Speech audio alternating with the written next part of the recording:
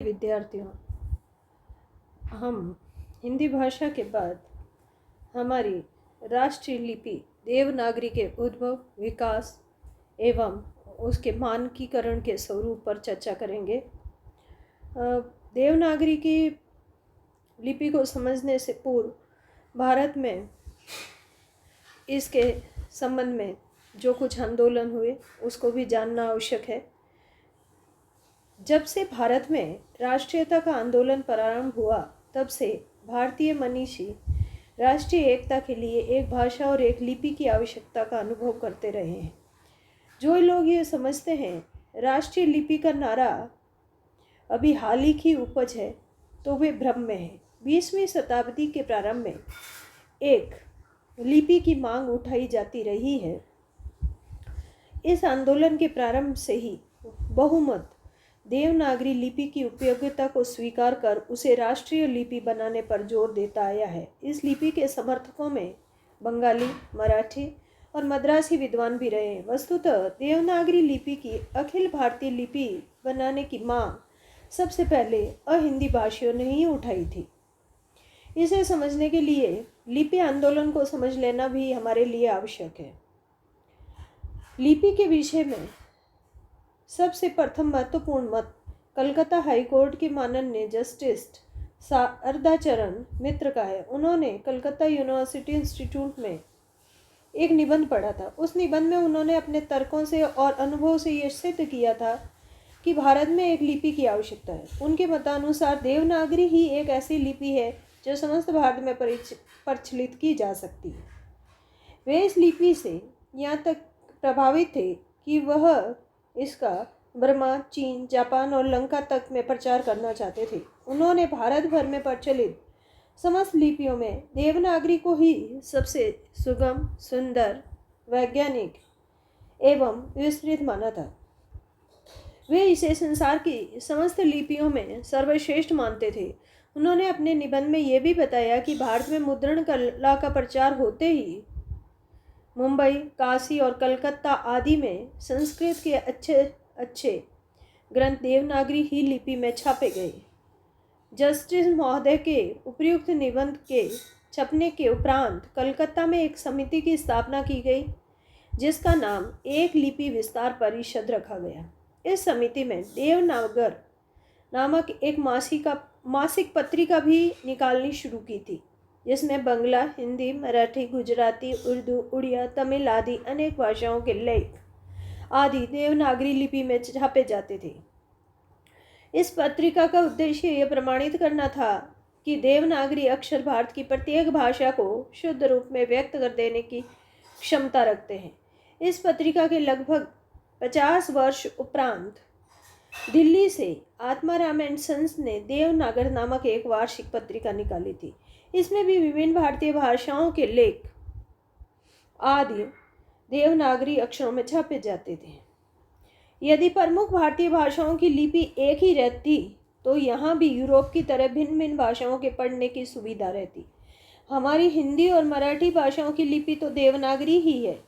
बंगला, गुजराती, गुरुमुखी, उड़िया व असमी लिपियों का आधार भी देवनागरी लिपि हो रही है।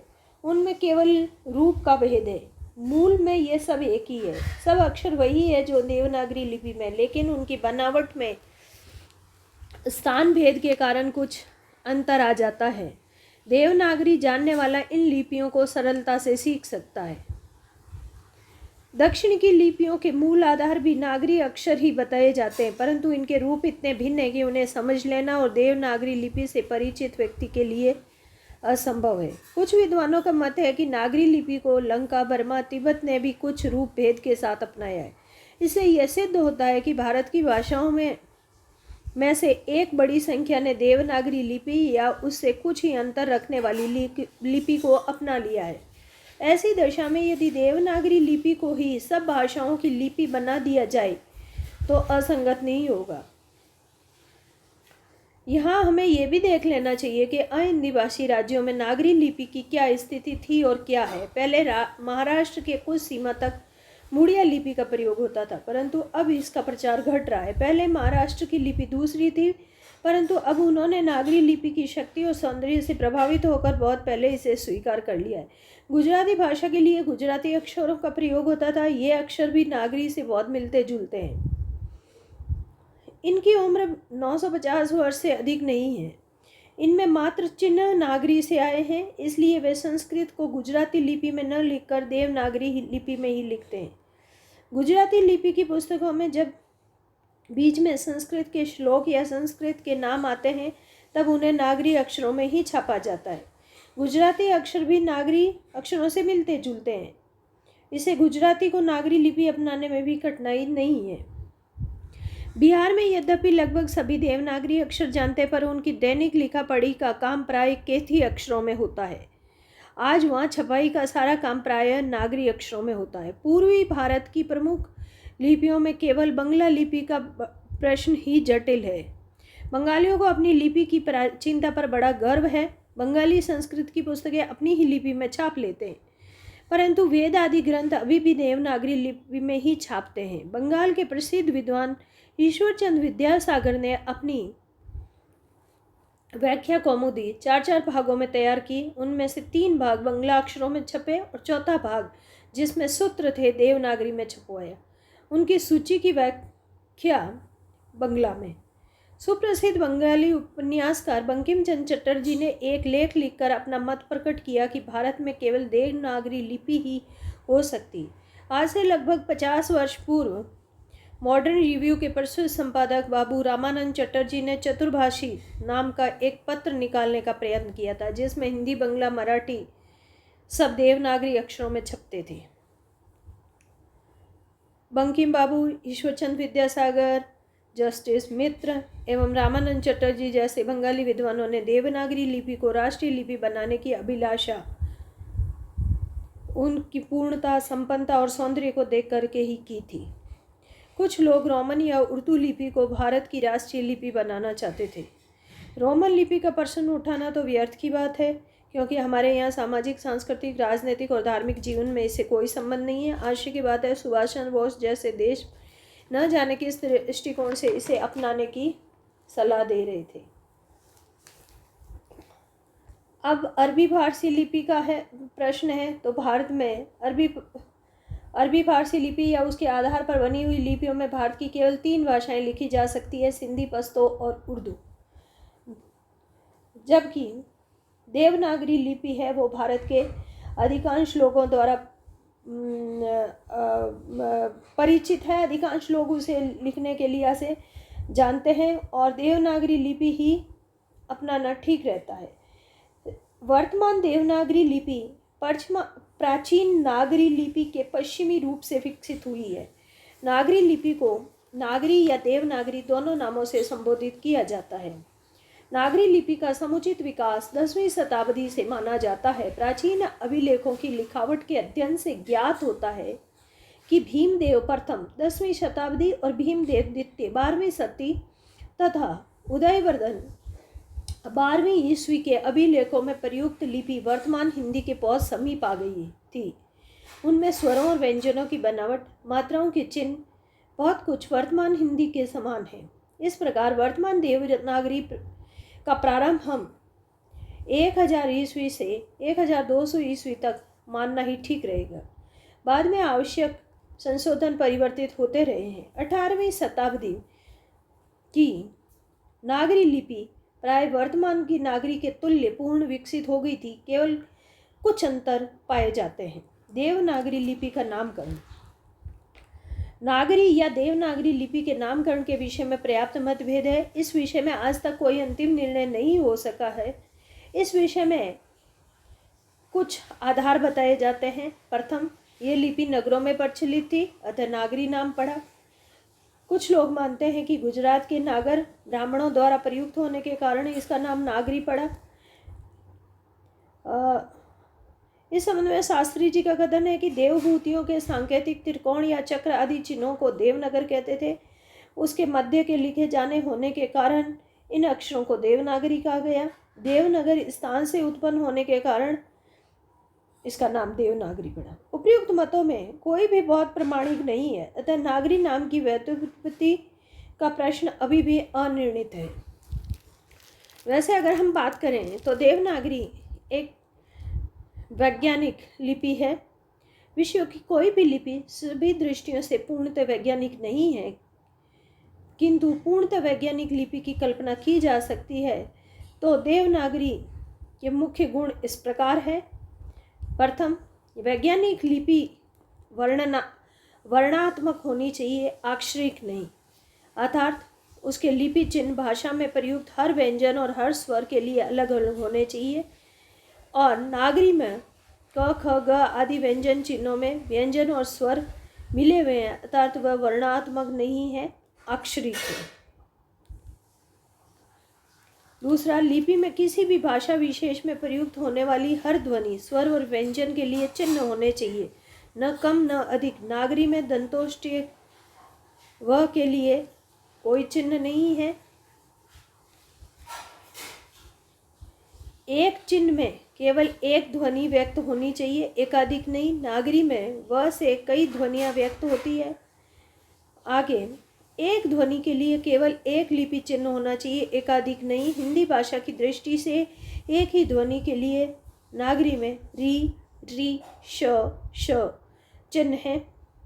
लेखन में लिपि चिन्हों के इसी क्रम में आना चाहिए जिस क्रम में इनका उच्चारण किया जाता है। ई, उ, ए, ऐ की मात्राएं यथाक्रम नहीं है। लिपि के विभिन्न वर्णों के चिन्हों में भ्रम नहीं होना चाहिए। नागरी में ऐसा है। घ, ध, म, भ, श, स, र, व, ख आदि। इसके अतिरिक्त लेखन, टंकण और मुद्रण आदि की व्यवहारिक दृष्टि से भी कई बातें कही जा सकती हैं।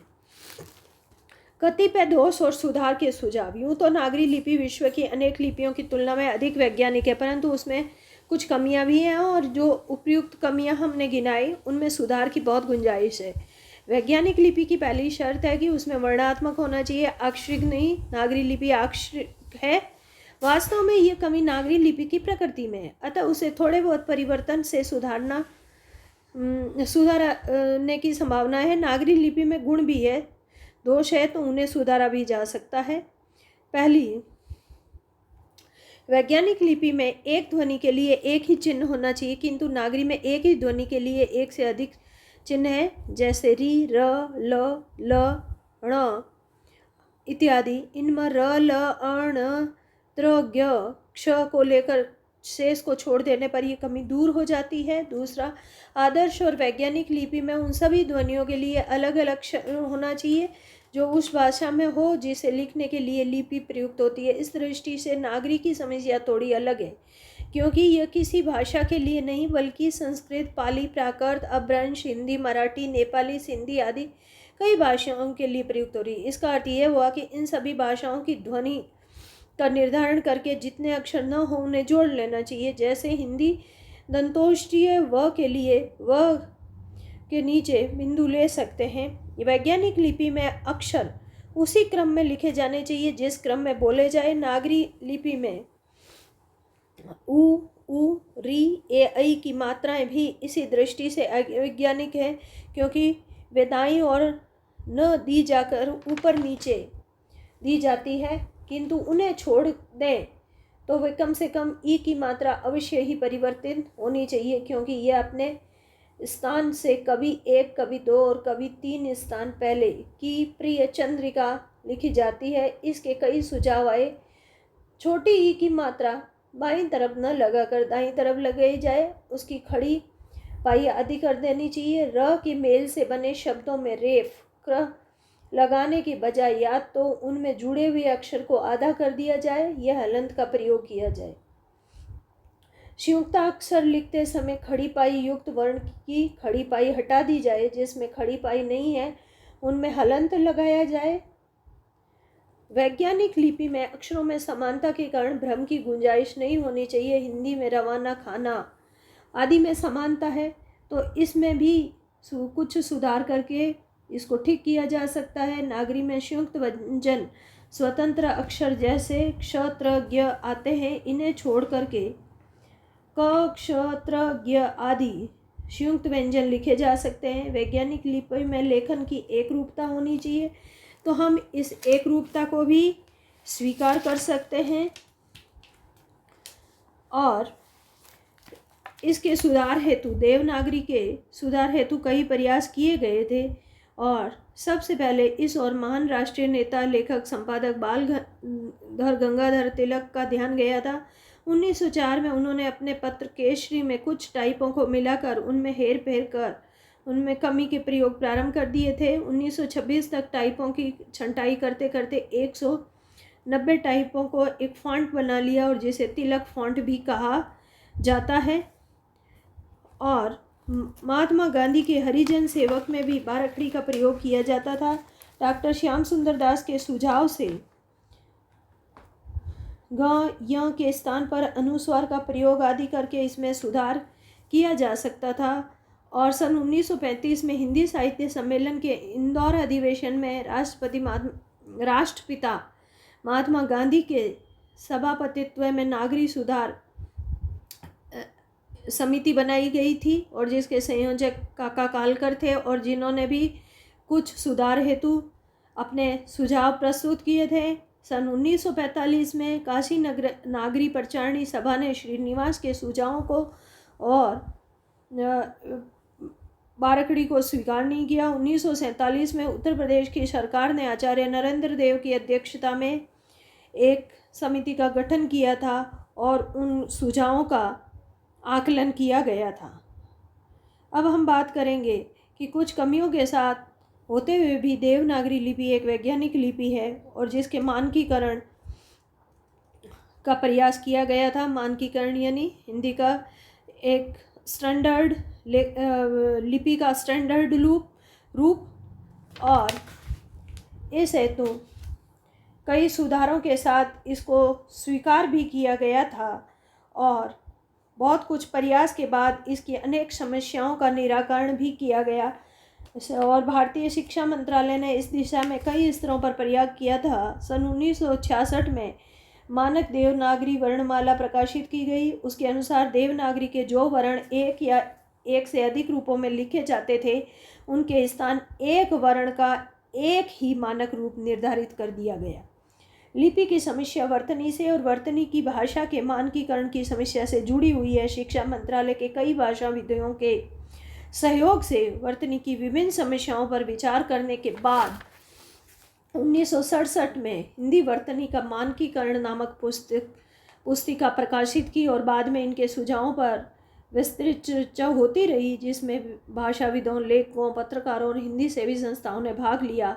और 1983 में केंद्रीय हिंदी निदेशालय की ओर से देवनागरी लिपि और हिंदी वर्तनी का मानकीकरण का प्रकाशन किया गया और जिसमें हिंदी की स्वर और व्यंजन तथा वर्णमाला के स्वरूपों का एक निर्धारण कर लिया गया। प्राधिकृत स्वरूप प्रयोग कर लिया गया और संविधान के अनुसार संघ के राज्य कार्य के लिए अंतर्राष्ट्रीय अंकों का प्रयोग होता है, परंतु राष्ट्रपति संघ के किसी भी राजकीय प्रयोजन के लिए हिंदी अंकों को देवनागरी रूप में प्रयुक्त किया जा सकता है।